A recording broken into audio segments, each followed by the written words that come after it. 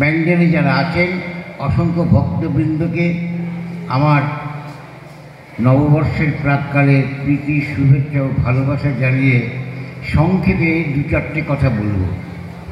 বেশি বক্তব্যের মধ্যে যাব না, তাতে আপনাদের মাথা ভারী হয়ে যাবে, নিতে পারবেন না।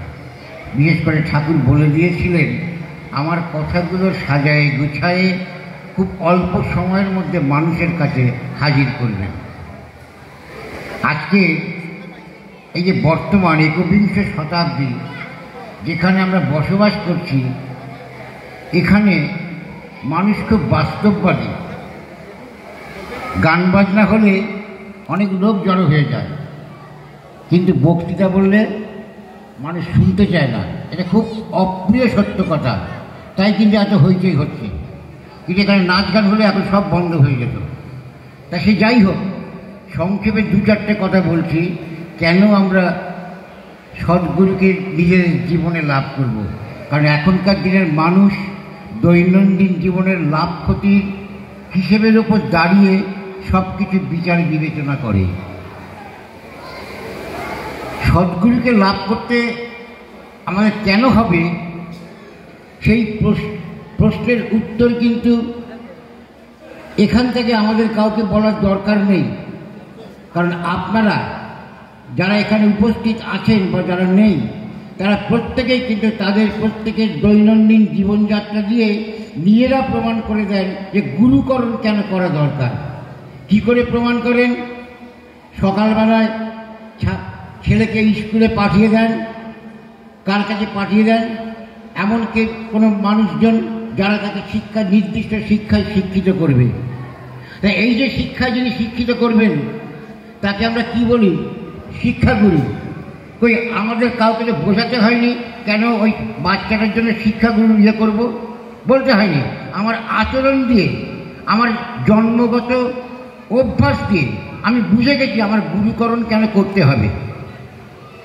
এরপরে সেই বাচ্চাটা যখন বাড়িতে আসবে তখন তাকে খেলাধুলা করতে পাঠাবো।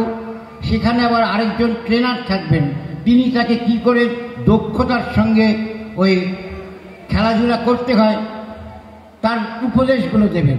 তিনি হচ্ছেন আবার তার খেলার গুরু। এবার একইভাবে সাঁতার শিখবে, তারও একজন গুরু আছে, সঙ্গীতের গুরু আছে। প্রতিটি ক্ষেত্রে জীবনে যদি গুরু থাকে তাহলে এই প্রত্যেকটা ছোট ছোট ঘটনা নিয়ে আমার যে সমগ্র জীবন, সেই জীবনে আবার সদ্গুরুকে কেন গ্রহণ করতে হবে এটা বলা মানে অত্যন্ত মূর্খতা। এখানে কেন আমি প্রশ্ন করব যে আমাকে কেন সদ্গুরু গ্রহণ করতে হবে? তাহলে ছেলের বেলায় কেন এগুলো করছেন? তার মানে আমরা সব জ্ঞান পাপি, বুঝেও না বুঝবার চেষ্টা করি।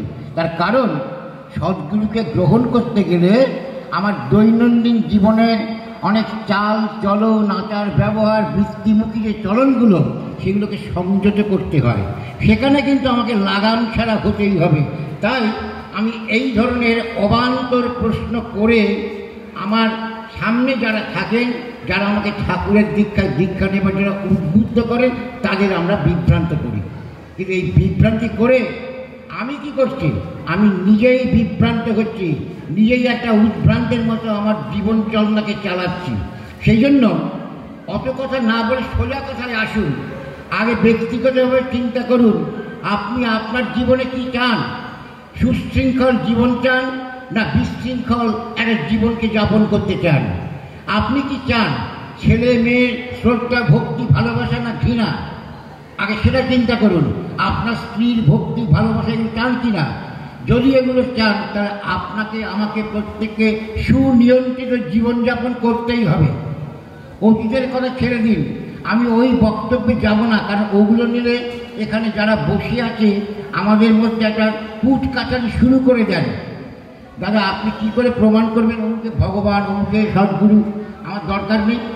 আপনি নিজে বলুন না যে কাউকে যদি আমি সদ্গুরু বলে আপনি যদি বিরোধিতা করেন, তাহলে তিনি যে অসদ্গুরু সেটা আগে প্রমাণ করুন না। আপনি অনেকেই আমাকে ব্যক্তিগতভাবে বলেন আপনি ভগবানকে বিশ্বাস করেন। আমি যদি ভগবান দেখলে তবে তো বিশ্বাসের প্রশ্ন ওঠে। আর আমি যদি বলি ভগবানকে বিশ্বাস করি, তখন আপনি বলবেন যে ভগবানকে আমি বিশ্বাস করি না। তা আমি যদি বলি বিশ্বাস, তখন আবার বলে যে বিশ্বাস করতে গেলে আমাকে প্রমাণ করতে হবে। তখন আমি পাল্টা বলে দিই, ভগবান যে নেই আপনি অবিশ্বাস করেন সেটাই প্রমাণ করুন আগে, তাহলে আমাদের ক্ষেত্রে আসবে কেন এসব বুঝরুগির কথা।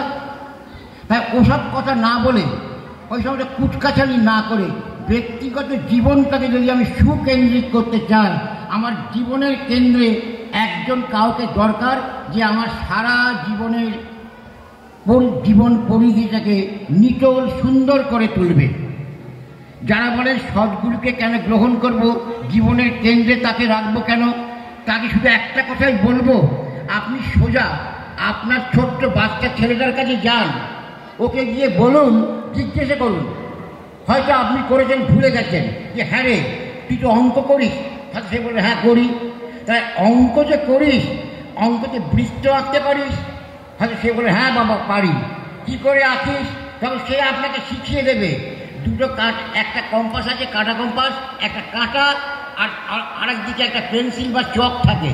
কাঁটাটাকে একটা নির্দিষ্ট করে রেখে পেন্সিল বা চক যেটা আছে সেটা চারপাশে ঘোরাবেন, বাবা ওটা ঘোরাবে, নিটোল একটা পরিধি রচিত হবে।